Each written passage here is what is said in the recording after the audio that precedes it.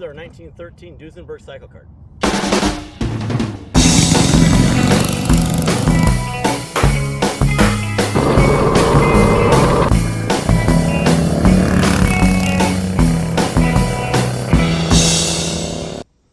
Hey guys, welcome back to the channel.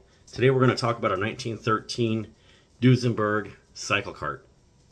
This cart originally was built in 2020, and we built it kind of during the COVID lockdown.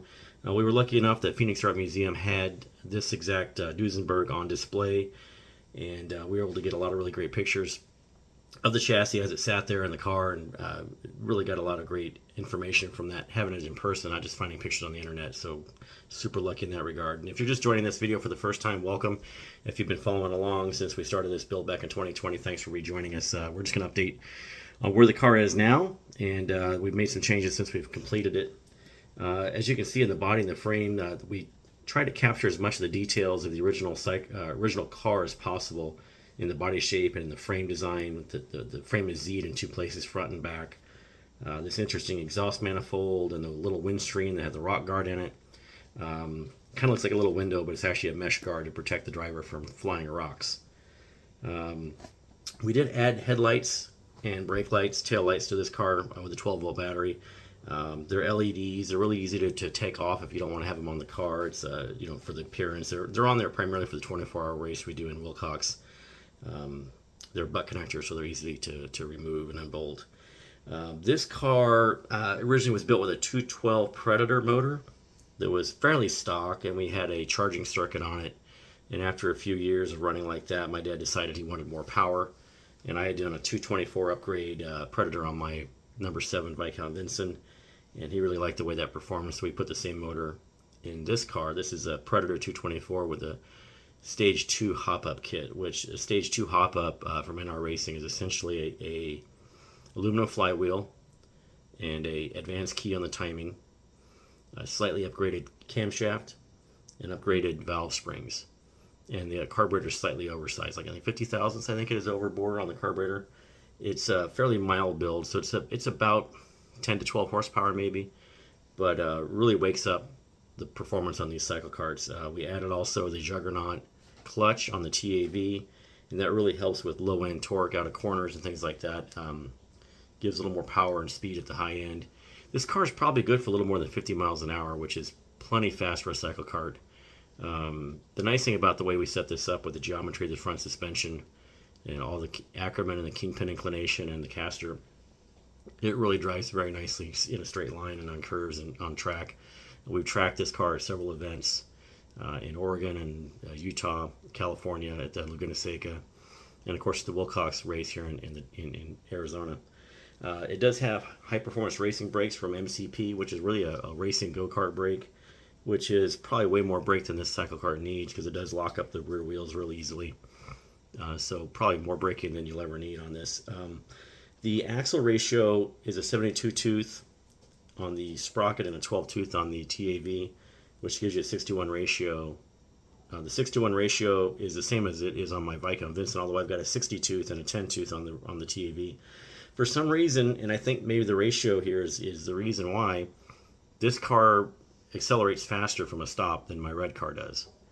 I'm not sure if the ratio, the 72 tooth and the combination with the 12 tooth gives it a little more initial grunt. I'm not sure exactly, but it's the same. Arguably everything else is the same. The suspension, the motor, all the parts are the same, but this car is just a little bit faster, which my dad likes and I'm not really thrilled with. But anyway, that's how it came out. The wheels on this are the Thailand reproduction for a CT90, and we painted them black. And then the rear wheels we've upgraded with an 8-gauge spoke from Buchanan Spokes, so a little more durable. The CycleKart wheels have a tendency to stretch spokes in hard cornering, and we found the 8-gauge spoke pretty much prevents that from happening. The spokes have been on here now for several seasons and also on my red car, the same upgrade. Have had zero issues with the spokes. The full build video of this, we've done an entire build video series on this CycleKart back in 2020 from when we first designed it and visited the original car in the museum all the way through completion of the body build basically. So if you have any questions about anything from this video, because I know you may be joining us for the first time, You go back and look at those other videos. It might be helpful to you to see exactly how the body was put together. It's all hand-formed aluminum. I've got an English wheel and a shrinker stretcher, which really, with a little practice, does work quite well for a CycleKart because the shapes are pretty basic, really. Only a few compound curves right at the very nose of this, right on the radiator, and then on the tail, of course. The rest of it's all just barrel shape, basically. This car really came together very nicely. We were really happy with the way it looks. The red, white, and blue captures what the original car would have looked like in 1913. Of course, the original car was driven by Eddie Rickenbacker at the 1914 Indy 500 and came in 10th. We have lots of pictures of it in period, in black and white photos with him and his co-driver. And I think we really captured the essence of what that car looks like in CycleKart form, which is really all a CycleKart is. It's a go-kart that looks like an old race car or an old car from the period. The aluminum exhaust pipe on this, the big black exhaust pipe on the outside, is all aluminum tubing we had welded up and then it's bolted through on the hood. The hood does open. It's got a piano hinge on it, and those leather belts are functional, so you can get access to the footwell area for your pedals and the battery. And the rear tail comes off with a couple of Zeus fasteners and some small screws to make the access to the engine compartment pretty simple. We put new tires and tubes on this recently because the other tires we pretty much getting a little worn out, so we put new tires on it. And boy, it really made it look a lot newer, just a fresh set of tires. But yeah, this car's been super reliable. We've had very little trouble with it. It's been really a pleasure to own and drive. The fun part about this is it's really fast. It's got more power than it should have probably, but it's super fun to drive. And I think it looks pretty cool. So hey guys, I appreciate you watching these videos. Like, subscribe, share with your friends, and get out in the garage and build something cool.